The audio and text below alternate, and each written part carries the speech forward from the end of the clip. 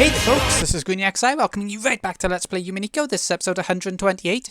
In the last episode we finished off the 7th arc, and today we're going to be kicking off the 8th arc, the 8th and final one. It was actually meant to be a different series coming out, but I saw that we only had the one arc left, and I want to get on with it. We've been playing this for so long, we can get it all done now. By the end of, a couple of weeks, I'm assuming it'll be about the same as the others. Again, averaging about 18 episodes. So, I don't know. This one might be a bit longer to finish it off. I don't know. But let's get cracking. I'm very interested to see how they wrap this game up. See, Episode 8, Twilight of the Golden Witch. Good morning. To think that this is goodbye brings me great sadness as well. I prepared a farewell party for the night. There will be a game tournament as well, so I ask that you participate with vigour. Like pepper, the difficulty comes in tiny yet spicy grains. Why not participate yourself now at the very end? A game tournament. Is it actually going to ask us questions about things, or is it like to the characters? Oh, come on then.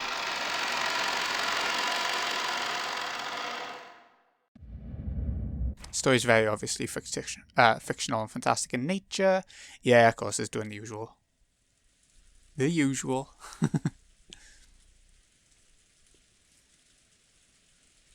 Twilight of the Golden Witch. That normally means the end, don't it, of things? Like anything magical.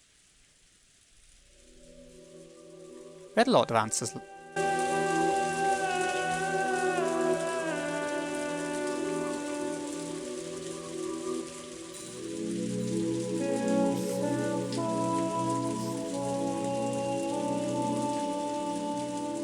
Absolutely stunning. They're bringing back the sort of almost, is it Vocaloid? It might not be them, but you know what I mean. Two silhouettes could be seen in the chapel. A big brother and a little sister. The big brother who would never return from that day 12 years in the past, and the little sister who waited all alone 12 years in the future. However, the big brother knew everything, understood everything, and the little sister knew nothing, understood nothing. So no matter how much time passed, the little sister remained as the girl she had been 12 years before. She remained a 6-year-old girl forever. Her sobs into his chest finally subsided. She quietly waited for his next words. After patting her head gently, the big brother fished around inside his shirt pocket. Then he took that out. Oh god. If it was an anime, I might not have thought what I'm thinking. You listening, Angie? Take good care of this. What is it? A key? Battler took a large key attached to a necklace out of his pocket, then held it out to Angie. At least it's only a key. Relief. It was large enough to cover his entire palm, and little Angie probably wouldn't even be able to wrap her hand all the way around it. That's a nice looking key. The key glittered gold and had a beautiful, intricate design. Its weight alone made it clear that this key was something very important. Battler put the necklace around Angie's neck. This precious key is yours alone. We get to see her as a midget! Nice. What's it for? The time to use it will come soon. When it does, you'll have to decide for yourself. Understand? Of course, she didn't have a clue what Battler was saying, but she did realise that he was telling her to take good care of this key. So Angie nodded, at least in response to that part. In her hand, the key had felt heavy. However, now that it was around her neck, it felt as light as an ordinary necklace. How strange. Okay, let's go. Where to? I like the colour of her green dress as well. She'd been sure that her brother was about to sit down. After all, just a second ago, he said he'd tell her what happened on Rokkenjima on that day. She had expected him to tell her here. On that day, on that island, just what is it that happened? I thought you were going to tell me about that, Oni-chan. Absolutely, and you'll be given the chance to listen. However, to you, it may not feel as though you're merely listening to a story. What's that mean? What you really want isn't to know what happened on that island on that day. So he does understand after all. What happened on that island that day? Trying to answer that question was all I was capable of, so I wished for nothing more. But if I could, I'd want to go there. To that island, on that day. To Rokkenjima, on that day I couldn't go. To the Ashuramaya family mansion. To Mum and Dad. To all the cousins, all the relatives. And everyone else. I want to go back to that island on that day. So I remained the way I was on that day. My heart and soul stopped, stuck as a 6-year-old's forever. I want to go home. I know. Mum, Dad, Oni-chan, everyone. I want to go home to where everyone is. That's why I've decided to invite you there. Your Oni-chan is the game master now. Only those who know everything about the game board can open it up and invite pieces in. Is she actually going to be a piece? So I'll invite you to come to the game board. You'll take me to Rockenjima on that day? That's right. I'll invite you to the Rockenjima of 1986. Will I be able to see everyone? Of course. Even though my memory is vague, I can't remember anyone's face clearly. You'll remember soon enough. And though it'll be a reunion after 12 years for you, it'll only have been a short gap for us. Everyone will welcome you. When you finally return from the distant future, everyone will welcome you. Will I be able to stay there forever? This way, I can be with everyone forever. This is the goal I'm supposed to reach. Angie, listen to me carefully. But Battler spoke in an admonishing tone, as though warning me that this was a dream that wouldn't be granted. The Rockenjima family conference usually ends after a single night. Because of the typhoon that day, the boat couldn't come and it lasted 2 nights. So when the typhoon passes, I'll have to leave the island again? Not exactly. That decision is yours as well, Angie. You'll decide that yourself. I understand, of course. I don't exist on that island on that day. It's a miracle just to be invited there like this. Just the 2 days before the typhoon passes.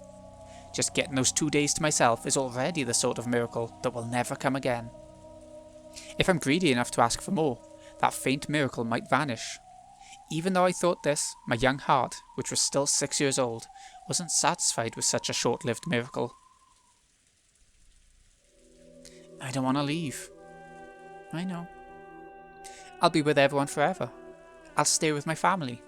Even if Oni-chan says I have to head back, I'll stay on Rockenjima. You can stay or you can leave, but it's not as though one of those is the right choice. That's not how it works, Angie. Even so, you'll let me choose?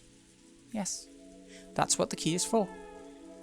Battler touched the glittering key that hung from Angie's neck.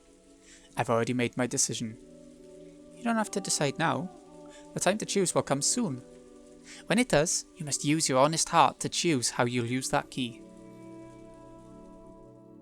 I guess that's the end of the arc. You don't need to listen to anything your Oni-chan tells you. You're free to choose your answer in any way you like. However, if you're a good kid, and if you can trust your Oni-chan, if I can, then believe everything Oni-chan says. I'll believe all of it. That will lead to the best choice for you. Listen to your Oni-chan's words and believe everything. Can you do that? I don't know. That's good enough. Believe whatever you want to. That's also a choice you can make. If I don't believe Oni-chan, will I wake up from this dream? That won't happen. So don't worry. For some reason Angie was suspicious of her brother and scared of him. Her wish was to remain on that island on that day, together with her family, forever. She was afraid that once she got her 2 miraculous days, her brother might tell her to be satisfied with that and return to 12 years in the future, all alone. I already told you. There is no right decision. You can go, or you can stay. That's for you to decide. And you don't need to make your decision right now. And no one will force me to make either choice. Of course. And Oni-chan won't tell me to go back to the future. Hehe. There is a choice your Oni-chan wants you to make. Even so, Oni-chan wants to respect your decision and let you reach it of your own accord, regardless of what it happens to be. And I just told you. I've already made my choice. And I just told you. Now isn't the time to choose. When will it be time? The key will tell you. The large gold key hung from Angie's neck. Her small hand held it tightly.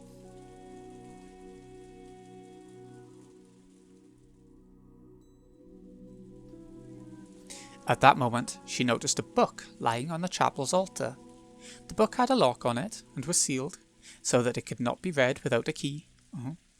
Angie looked between the key hanging at her chest and the book on the altar. Will this key unlock that book? Don't touch that book. His sudden, forceful response made Angie flinch. Battler, realising he had scared Angie, softened his expression. Come on, let's go. I'm inviting you to come back to October 4th, 1986. Okay. Battler held out his hand and Angie gripped it tightly. Then they started walking. A brilliant light lay beyond the chapel's door. That blinding light peeked in through the cracks around the door. The brother and sister began to walk through to the other side. So, this is going to be the true story of what happened, just with Angie there to see it all happening, is it? Not sure yet. But if she's going to be a piece, it can't be the real story. Welcome back, Angie. This will be the last time. I'm opening this game board one last time for you. Yeah. It's exciting to know that it's wrapping up and it's given such an interesting character.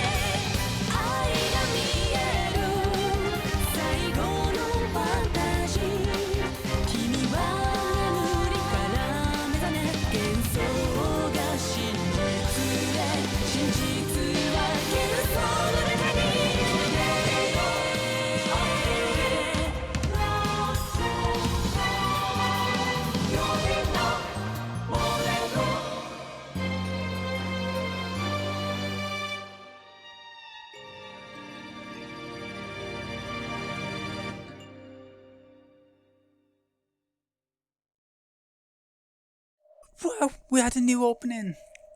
I'm going to make that into an opening and end, you know. Jesus, I didn't expect that. Yeah! Fall! Once again, Captain Kawabata's ferryboat to Rokkenjima cut across the sea in perfect form. Yes, the tale of October 4th, 1986 always begins with Battler's screams. But this time, one thing was different. There was another yell alongside Battler's.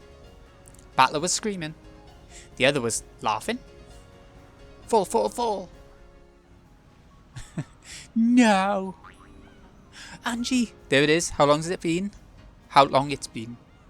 Wow, that was normally Maria who took the piss out of Battler, wasn't it? Maybe she's not taking the piss. Fun! Battler's face looks funny. It's going to be interesting to see Maria and Angie together, because they're not the same age, but, you know, they're the younger.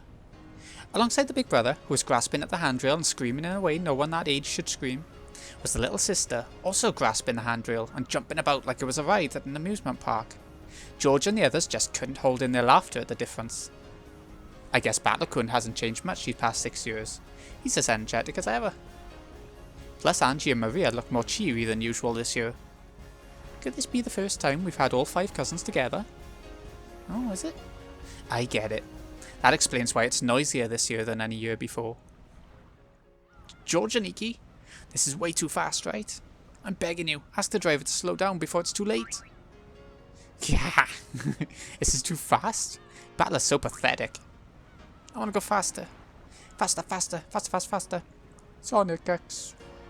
Any faster than this, and I'll fall right off the boat. Will that make you happy? I'm gonna fall. Going by popular vote, I'd have to say that Battler-kun's proposal is rejected.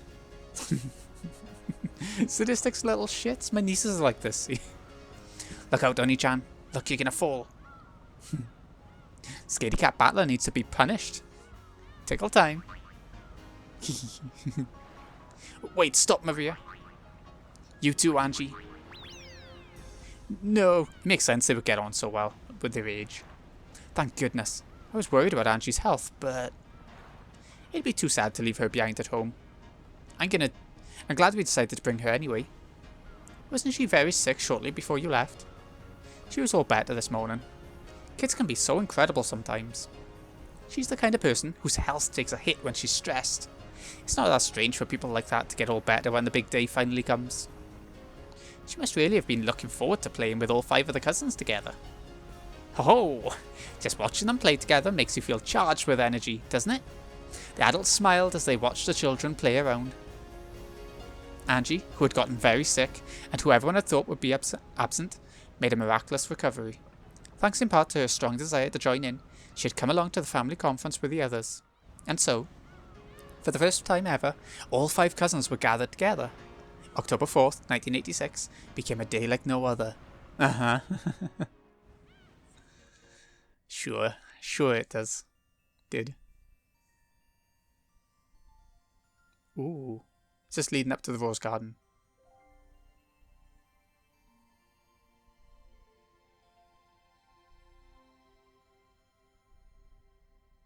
The kids dashed up the path leading from the harbour to the Rose Garden. They were probably so charged up that even walking was too boring for them. Ah! See that? First place. Battler was the first one to reach the Rose Garden, which was the goal. Apparently, he was trying to make up for the dishonour he had suffered on the boat by proving his superiority on land. A short while later, Angie and Maria reached him in a dead heat. I'm second. I'm faster than Angie. Ooh. No, you aren't.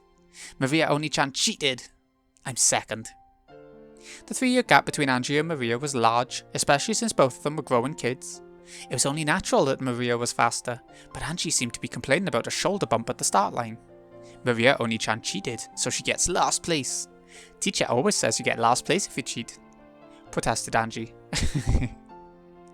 Come on, no need to fight. Still, both of you really are fast. It's been a long time since I've run that much. The breeze feels so nice. You're out of shape, Georgianiki. You know, anyone who has to run the race to make it before the bell every day gets strong legs by default. In other words, being a fast runner is proof that you sleep in a lot. Oni-chan always sleeps in. He didn't wake up today either, so I had to wake him up. Right? A stomp followed by a flying elbow. And that body plex from the top rope at the end there just about finished me. That sounds more likely to put you in an eternal sleep. Sounds fun. I want to do it too. Well, the eternal sleep. I'll bet Oni-chan sleeps in tomorrow too. We'll wake him up together this time, okay? I'd recommend against staying up too late tonight. That is cute. Finally, the adults came into sight. The cousins waved at them, urging them to hurry up. Angie and Maria were so excited that they could hardly wait. Just by having all 5 cousins together. Just by adding Angie into the group. Look at how energetic this day has become.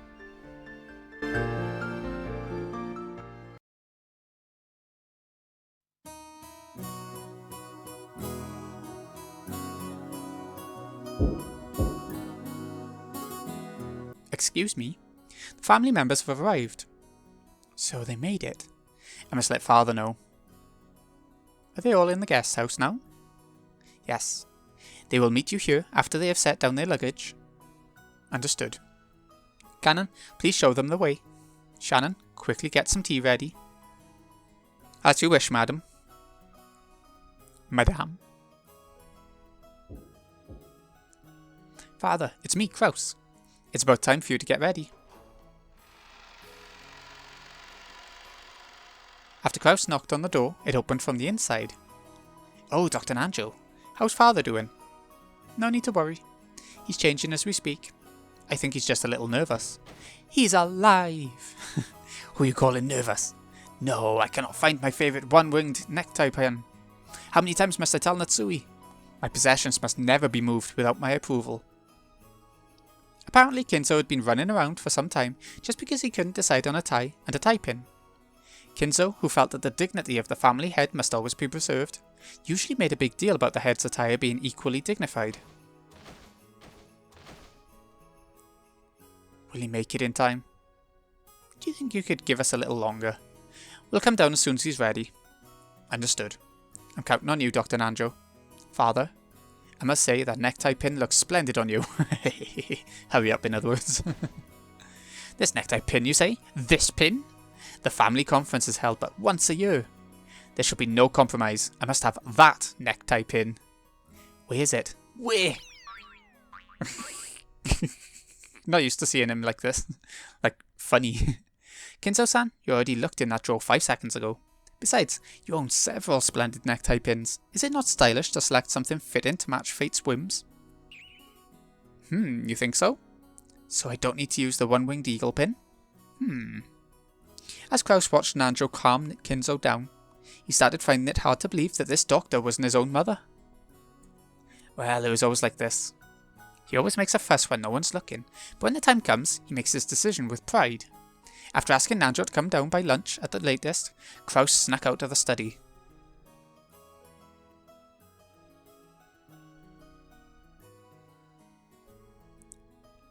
What do you think? A splendid aroma, is it not? And a unique one as well. I've never had pumpkin tea before. That little touch of sweetness makes it delicious. As one step in preparing the tea for the guests, Goda let Shannon try a bit first. Until then, Shannon had thought it would be outrageous for a servant such as herself to drink the same thing as the family and their guests. However, according to Goda, that kind of thinking was a mistake.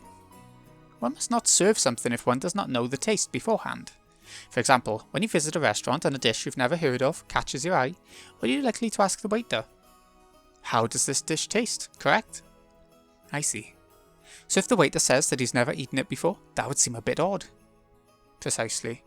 As a matter of course, anyone serving their customers must be deeply acquainted with the taste of the tea and food they serve. Ho ho ho! And you'll always feel happier serving a sort of tea that you've tried and enjoyed for yourself. That's right. After tasting tea this delicious, I can't wait to let everyone else try it. And because of that, we servants must be very familiar with the tastes of all sorts of foods. That's why sampling food whenever I can is part of my job description. Ho ho ho! It's a perk as well as our job. Do you understand? Yes. Everything's proceeding smoothly. Are there any problems with the tea? Oh, Genji-san, you must try some as well. Seeing as it's almost Halloween, I decided to make some pumpkin tea.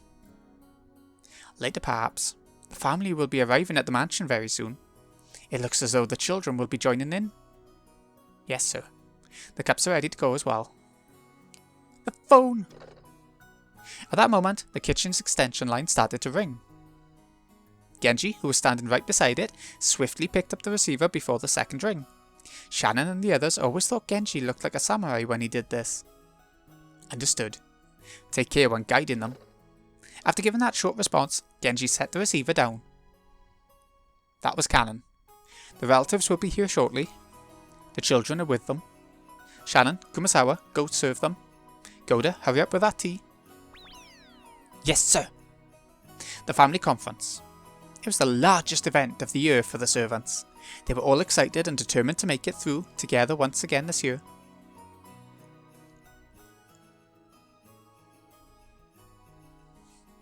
Kraus-sama, I have led the relatives here. Oh, there you are. Were there any troubles on your trip here? Isan, you've been doing pretty well for yourself lately, haven't you? Isn't it about time you bought a private jet? After all, no one was in the plane but the family, as usual. I'm glad Angie-chan made it. I was so worried when I heard she was too sick to come. Thanks for your concern. She suddenly got all better this morning. My tummy ache went away. I rubbed my tummy clockwise. Oh, that's a magical ritual to heal tummy aches. Now Maria, quiet down. Oh, is that Battler-kun? You've grown so big. It's been 6 years, hasn't it? You've grown splendidly. Oh, I do keep getting bigger, at least. Can't really say that about his guts, though. I'm just happy to learn that he's still the same old Battler-kun. Battler may be bigger, but he's still Battler. This brat's always been terrified of falling off planes and boats and stuff. That must be a Sumo-san's blood, right?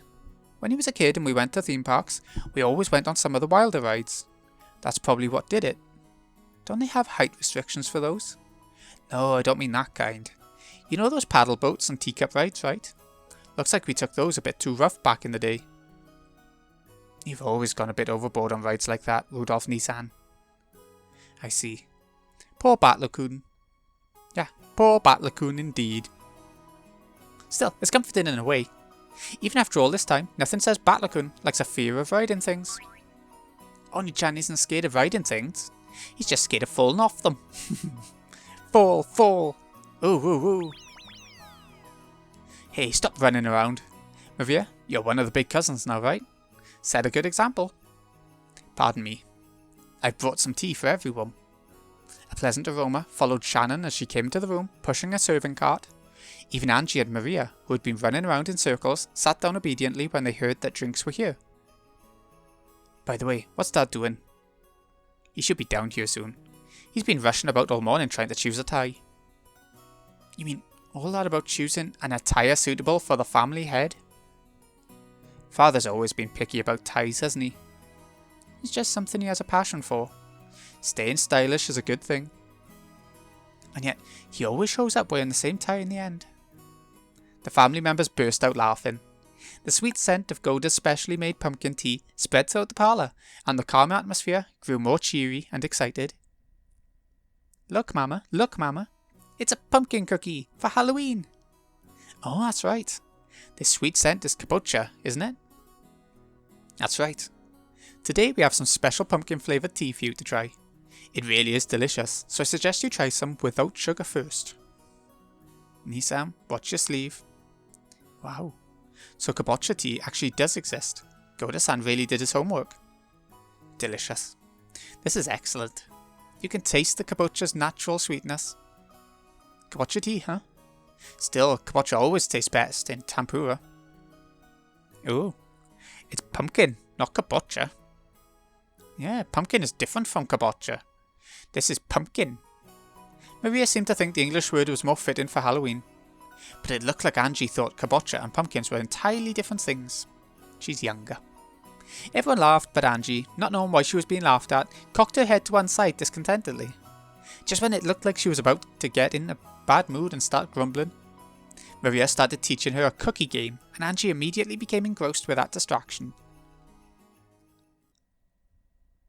Then the sound of approaching footsteps drifted in from the hallway.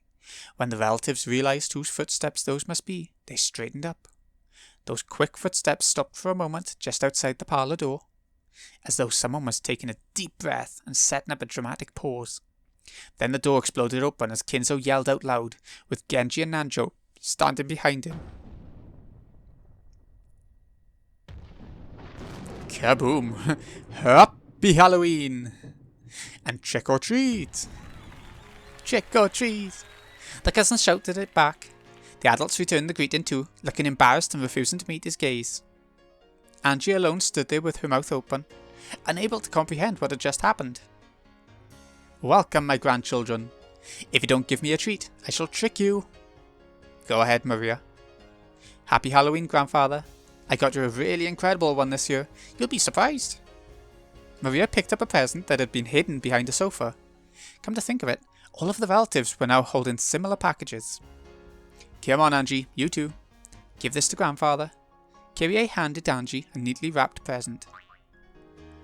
Oh, Maria, you're always so thoughtful. Grandpa's so happy. As Kinzo took Maria's present, a smile broke out across his face, and he rubbed his cheek up against it. Master, your dignity, it's showing. Oh, that's right. You have pleased your grandfather greatly, my granddaughter. In return for the treat you have given me, I promise not to trick you at all this coming year. Now it's your turn, grandfather. If you don't give me a treat, I'll prank you. Indeed, I'm well away. Genji. Here. Genji fished through something that looked like Santa Claus's sack and pulled out a present addressed to Maria, handing it over to Kinzo. Here you go, Maria. Here's a present from me. I'm warning you, it's so cute. Such a waste to give it up to you. This is such a weird way of seeing Kinzo. Master, dignity. Yeah. This is a present from the Ashuramaia family head to Maria. It is a cute A night unworthy of the Ashuramaia family's dignity and grace. Take good care of it. Thank you, grandfather. I love you. Kiss, kiss. You. Oh, Maria, my adorable daughter. I was going to say grandfather then. By this point, even Genji had to give up on Kinzo's dignity. Still, the dignity of the family head had lasted a full 10 seconds longer than usual this year. Happy Halloween, grandfather. This is from me. Happy Halloween. This one's mine. I hope you like it. Oh, George, Jessica. I must thank you once again this year. I'm so happy. With tears streaming down his face, Kinzo hugged George and Jessica. Oh, and Battler too. I'm so glad you returned to the family. It's been lonely without you these 6 years. Well, anyway. Happy Halloween. Not sure if you'll like it though. Don't worry, Battler. I know you have things you want to say, things you want to ask. But now is not the time. Grandfather?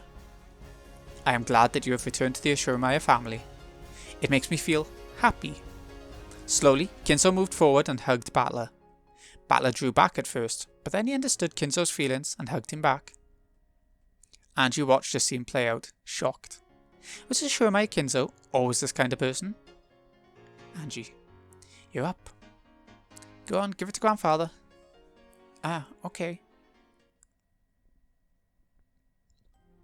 Angie didn't have a clue what was going on. She took the present her mother had given her and walked forward timidly. Kinzo's face, which had looked so cheery a second ago, suddenly became stern as soon as Angie stepped forward.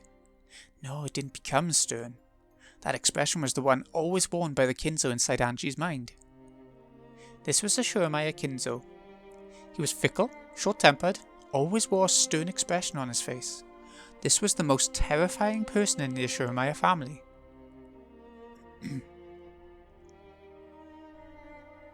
It felt as though the world went suddenly quiet, and it only did it when I stepped forward. Why?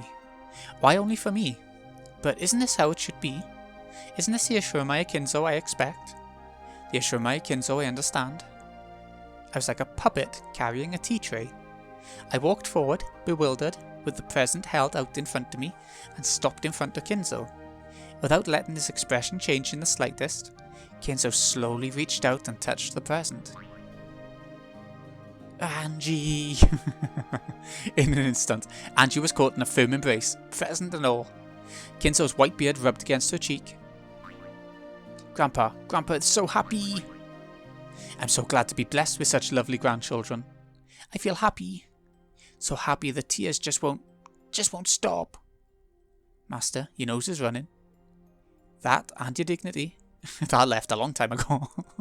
Oh, Genji, forgive me. As the old man blew his nose, he didn't look like he could possibly be anyone other than a kindly grandpa overcome with tears at his grandchildren's gifts. Thank you, Angie. I heard that you chose to come even though you weren't feeling well at all. I'm so glad. Here, this is for you. He pressed a large gift box to Angie's chest. She finally realised that all Kinzo's presents were wrapped differently and in boxes of different sizes. I wonder what he got you, Angie. I hear that grandfather always personally chooses what he'll give each one of us. Pretty incredible with all these people. He picks them himself. Every year. He does. What, every year? He picks. What himself? This bizarre ceremony happens every year. The cousins were all happily chattering about what their Halloween presents would be this year. Maria came up to Angie and suggested that they compare the weights of their presents, but for some reason Angie just stared blankly. After that, the adults also handed their presents to Kinzo one by one, receiving a gift in return along with considerate words about their health and questions about how they'd been doing recently. Then, after watching to see that all exchanges had been completed, Goda appeared and announced that lunch was ready. Is it ready? Come, ladies and gentlemen. Let's enjoy the splendid lunch that Goda has prepared for us. Quickly, to the dining hall. This way, everyone. Follow me. We will carry your presents to your rooms in the guest house. Please, feel free to leave them here as you leave for lunch. The relatives stood up, leaving their presents where they lay on tables and sofas, and followed Kinzo out of the parlour. Only Angie remained standing there, stunned, as she clutched the present Kinzo had given her. It is pretty stunning. Stun-worthy.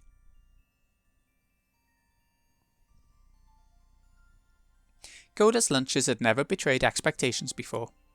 When Hideyoshi said that these meals were the only reason anyone ever came to these family conferences, everyone laughed and nodded. The delicious food caused conversations to erupt all over the room. "You've gotten so big. How have you been lately?" "Pretty good." It was a fun meal, with everyone asking each other about the latest and laughing together.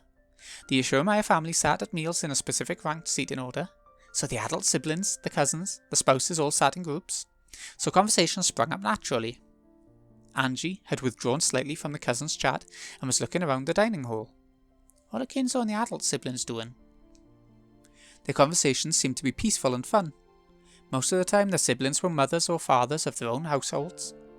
However, when they gathered together by themselves in front of Kinzo, that burden was lifted from their shoulders, and they became young and bright as though they'd gone back to being kids again. Rudolph, who was usually an easygoing father who nonetheless had a sense of dignity, became so bright and cheery in this group that it almost looked like there was another battler. Even Kinzo looked peaceful and relaxed. He didn't say a word about money or the inheritance. In fact, he didn't even insult his children or call them incompetent. He just looked like a happy old man, genuinely pleased to have his whole family together for the only time this year. The group of spouses was just as harmonious. The mothers kept bringing up problems with education and household matters, as well as family health issues. Hideyoshi and Nanjo happily joined in on the conversation. And what about the cousins? There was no way such an enjoyable meal with such a fun group of friends could fail to be raucous. Maria was in her element, showing off her knowledge of Halloween trivia. George and Jessica would nod in understanding, Battler would say something stupid, and Maria would laugh at him. If I wanted, I could easily join in on that conversation. And if the dessert caught my attention, I could easily slip out of the conversation too. It was happiness, both fun and natural. It felt like waking up from a daydream to be greeted by the rays of the springtime sun. According to the weather report, we can expect a big storm sometime tonight. It's supposed to be a typhoon. Looks like we'll be stuck here for more than one night again. Ugh. I do not mind in the least. You may stay here as long as you wish. If it would mean seeing my adorable grandchildren's faces more, I would pray for rain every day. Give us a break. We do have work to get back to. Why didn't you leave the island, Father? That way, you could see your grandchildren whenever you wanted. True. Living on a remote island may have a sense of majesty, but haven't you had your fill of it? It's too noisy in the city. I much prefer a quiet island with no one on it but my family. I like it here. But on Rokkenjima, if something happens, it would take some time for a doctor to arrive. I agree. At your age, I think you should at least consider moving to Najima. I'm old now. I want to live in peace, surrounded only by my family. And I'm satisfied. I have this island to make that dream of mine come true. Father. Seems I've gotten you all down. Ladies and gentlemen, this ends Goda's lunch. Grandchildren, it'll probably be raining constantly starting tomorrow. Now's your last chance to see clear skies. Why not enjoy the flowers and then take a walk on the beach? That sounds good. Okay, everyone. Let's go. Ooh. I want to see the flowers and walk on the beach. We can collect shells and collect glass too. Collect glass? Sounds a bit dangerous. I was thinking that. Cut your hand off. Fragments of glass get washed by the waves and become round, beautiful gems which drift to shore. Did you forget, Battler? Remember how we used to pick them up together? Oh, were those glass fragments? I always thought they were just pretty stones. Have you ever seen a glass gem, Angie? No. Then let's go. I'll show you. Let's go, let's go. But the first to see them gets to keep them. I'm gonna get them all. In that case, I'm not gonna lose either. Let's see who can find the prettiest, biggest glass gem. Alright. At times like this, why not be a kid? I'm not gonna lose either. Then we'll head down to the beach. Indeed. Take it easy and enjoy your time together, grandchildren. The cousins rose from their seats and noisily left the dining hall. Maria grabbed Angie's hand and dragged her along. However, Angie's expression was vague and absent-minded, the opposite of Maria's full smile. She's finding all this strange, isn't she? I've really enjoyed this opening. I'm liking the happiness of it all, especially since it hasn't been long since we've been playing through, you know, the depressing ending of the 7th arc. So it's nice to see this happiness to contradict it. Is that a word? The word to coincide with it. You know what I mean. But yeah, that'll do it for today then. Let's leave it happy. Oh, and this is quite stunning as well. Okay, I'll leave you to the new ending. Thanks again for watching, folks. See you again in a bit.